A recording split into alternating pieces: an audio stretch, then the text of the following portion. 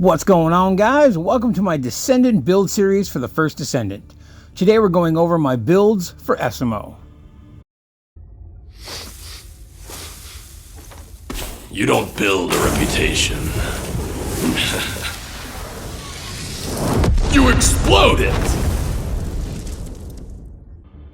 Esiemo is extremely fun to play and is criminally underrated. He's an absolute powerhouse that everyone seems to overlook, and honestly it's kind of sad. His kit is all about spreading bombs and chaining explosions to maximize damage. His damage output is ridiculously high, and his mobbing skills are some of the best in the game. He's a fire descendant that specializes in explosives. His first ability is called Time Bomb.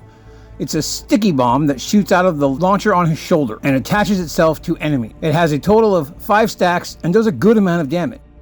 Let's skip over ability 2 for a second and move on to number 3, which is called Guided Landmine. This puts a proximity mine on the ground that automatically attaches itself to any enemy that steps into the circle that forms around the mine. These mines have 3 stacks and can be combined with the time bomb to chain together and create even bigger explosions. The second ability is called Blast, which its job is to detonate all of your bombs and mines that you currently have deployed at the same time, thus chaining them together. It gains a 90% damage increase per bomb, so stack up as many as you can, and then, as my daughter likes to say, Esiemo go BOOM! Esiemo's fourth ability is called RK Explosion, and it's insanely fun to use. He basically ignites himself and rushes forward, like a suicide kamikaze bomber. You can guide him along for quite some time, though at 1600 movement speed, it can be pretty difficult to control sometimes, but, you know, it looks crazy and it's a lot of fun, so roll with it. After using this ability, you'll notice that his container on his back and his beard will glow. While you are glowing, you will have immunity to knock down and knock back. His passive skill, Adventitious Habit, randomly drops a bomb on the ground whenever you are hit. This has a cooldown, of course, so don't expect it every time. Esiemo has several transmods, but you really only need to worry about 2 of them: Cluster Bomb and Creative Explosion. Cluster Bomb changes his number 2. It drops the damage down from 90% to 44% per bomb, but it now breaks up into 3 smaller bombs after the initial explosion. These spread around and cause additional burst damage. It also changes the ability type from fusion to tech, so keep that in mind. The rest of the build is Spear and Shield, increased HP, focus on tech, fire amplification, tech amplification, nimble fingers, skill expansion, focus on fire,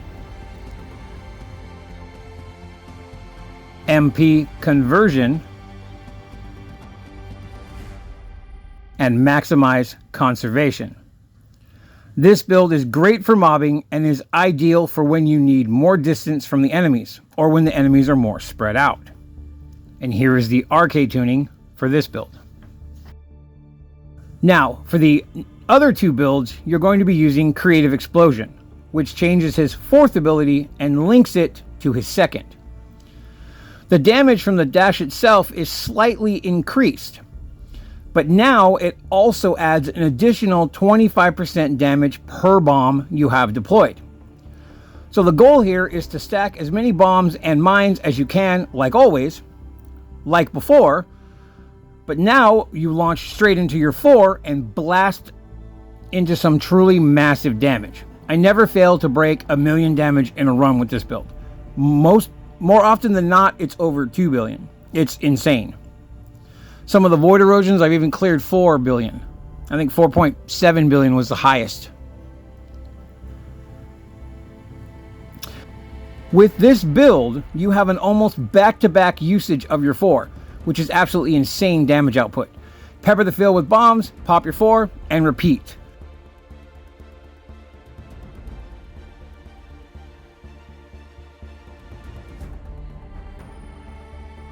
You can even have some fun like this.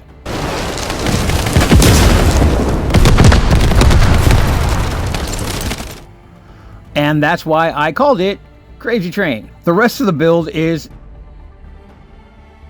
Spear and Shield, increased HP, focus on fire, fire amplification, multi-talented, focus on fusion, skill expansion,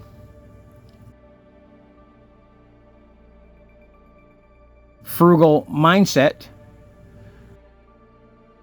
MP conversion, and nimble fingers. I love using this build in 400s and the Sigma sector, but it is also great for void erosion. It even does decent damage on the ones that are strong against fire. But, you know, you do you. The final build is for bossing, though this is not a traditional boss build in the slightest. The goal is to stack as many bombs as possible on the boss and then blast it to hell with your 4.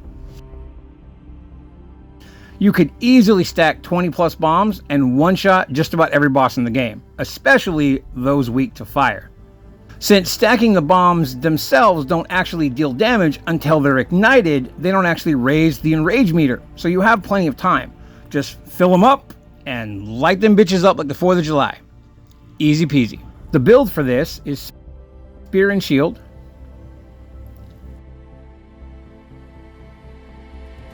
increased HP, dangerous ambush, fire amplification, MP conversion,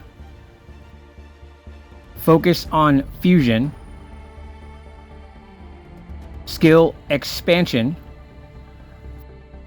focus on fire,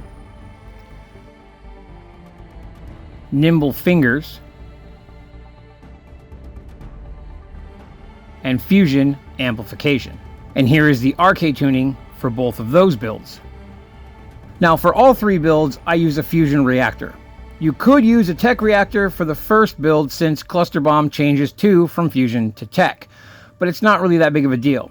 I don't use cluster bomb very often, so it doesn't really affect me, but you do it however you wish. For external components, you'll want to use the Slayer set. This is what I use for the inversion reinforcement. And for the weapons, I use the Ancient Knight, the Truly Deadly Arson, and the Hammer and Anvil. Though I mostly just use the Ancient Knight, but I do like to have some other options sometimes, depends on my mood.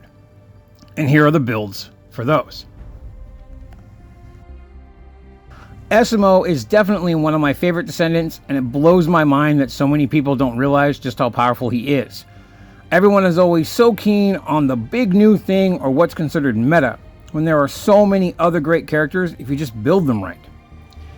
He is an absolute beast at mobbing and a great bosser as well. I can't recommend him enough. He's so much fun to play. Check out my other Descendant build videos, and please feel free to ask any questions you may have about this build, any of my builds, or Esiemo himself. And that's it for this video, guys. As always, thank you for watching, and I'll catch you next time. Later.